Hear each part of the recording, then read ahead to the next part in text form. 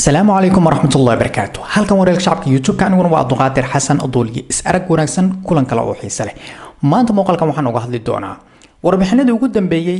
qaadashada sharciga dhalashada ama fududeynta sharciga dhalashada ee wadanka Jarmalka. Haddaba warbixinadii ugu dambeeyay ayaan halkan ku soo koobi doonaa anigoo markaasi ka hadli doonaa halkee ayuu marayaa sharcigii ama qaabkii markaasi dawladdu ay ku fududeynaysay dadka in ay siiso sharciga dhalashada ee wadankan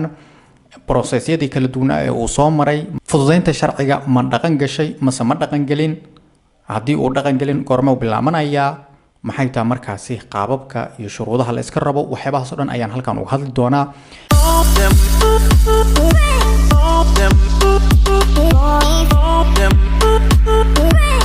haddii ay tahay markii kugu horeysay barnaamijka shacabka YouTube-ka aad soo booqatay waxaan ku leeyahay YouTube-ka subscribe inoo saar waa inoo dhiirigelin sidoo kale muuqaalka laagta inoo saar si gaar waxaan halkan uga mahadcelinayaa asxaabta aan halkan ku saaxiibnay isla markaana mar walba muuqaalada halkan aan soo dhigo laagta inoogu dhufta sidoo kalena commentiga laftirkiisa dhiirigelin inooga dhiga runtii waa idinka warqaba waxaan ku idin leeyahay waa mahadsantiin waxaa jira bariyihii ugu dambeeyay processyo uu marayay sharciga dhalashada fududeyntiisa iyadoo marba uu heer soo maray markii ugu dambeysay waa la ansixiyay markii la ansixiyay kadib waxa markaa dadku isweydiinayaan sharcigaas ma dhaqan galay haddaba sharcigaas ma uusan dhaqan galin weli oo waqtigiisa lama gaarin waxa uuna sharcigaasi si toos ah u dhaqan galayaa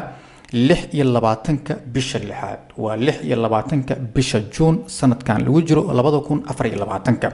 ayuu si toos ah u dhaqan galayaa wixii xilligaas markaas ka dambeeya sharcigaas waa dhaqan galay oo shuruudaha dad buuxisay sharciga wax xareysan kartaa haddaba waxa markaasi loo kala qaaday qaabka sharciga lagu xareysanayo saddex qaybood waa 3 sano 5 sano iyo 8 sano macnaha intaas mid kamid ah hadduu wadanka qofku joogo uu xareysan karaa laakiin mid walba shuruud ayaa la socota haddaba shuruudahaas maxay kala yihiin haddaba midka ugu horeysa waa 3 sano qofka jooga ee sharciga dhalashada xareysan kara waa kee 3 sano marka laga hadlayo guulaha isdhaxgalka gaarka ah jinsiyadda waa in ay suurtagal noqotaa 3 sano kadib macnaha 3 sano kadib waa in aad jinsiyadda xareysataa tusaale ahaan qofka jinsiyadda xareysanaya haddii uu qofkaasi uu qabtay shaqo tabarucaad macnaha qofkaasi voluntary ah qof dadka ku caawiyo inuu yahay oo kale ama uu leeyahay guulo waxbarasho ama uu leeyahay qofkaas qof xirfad bartay ama waxyaabo adigu wadankiisa xataa ka soo bartay qofkaas macnaha 3 sano sharciga uu ku xareysan karaa sidoo kale way sii socota warbixinta oo waxay leedahay qofkaasi waa inuu leeyahay xirfad gaar ah oo wanaagsan si guud marka 3 sano qofka sharciga uu ku xareysan kara waa qof wax bartay inuu yahay qof isdhaxgal sameeyay qof wax bartay oo aqoon leh qofka haddii uu shuruudahaas markaas uu leeyahay ee waxbarashada ah 3 sano sharciga dhalashada waa uu ku qaadan karaa waa si fudud runtii 5 sano ayaa ku xigta 5 sano qofka ku qaadan kara sharciga waa kee muwaadiniinta ajaanibta ah ee ku nool Jarmalka waa inay awood u yeeshaan inay codsadaan jinsiyadda wax ka badan 5 sano haddii ay wadankan joogaan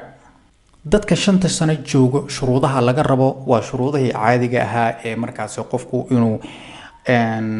shuruudahaasi buuxiyay oo ah qofka inuu marka shahaado luqadeed haysta shaqeeya waxyaabahaas waa inuu qofku marka buuxiyay qofka marka waa qofka sida caadiga ah ee dhaxaadka ah waa shuruudaha caadiga qofku inuu buuxiyay waxa ku soo hartay 8 sano waxa si joogto ah iyo si sharciba ugu nooshahay Jarmalka 8 sano si joogto ah macnaheedu waa in xaruntaada noloshu ay ku jirtaa Jamhuuriyadda Federaalka ee Jarmalka ugu yaraan 8 sano taasi macnaheedu waxa weeye in aad waqtigaas si gaar ah halkan u joogtay oo aad wili halkan ku nooshahay macnaha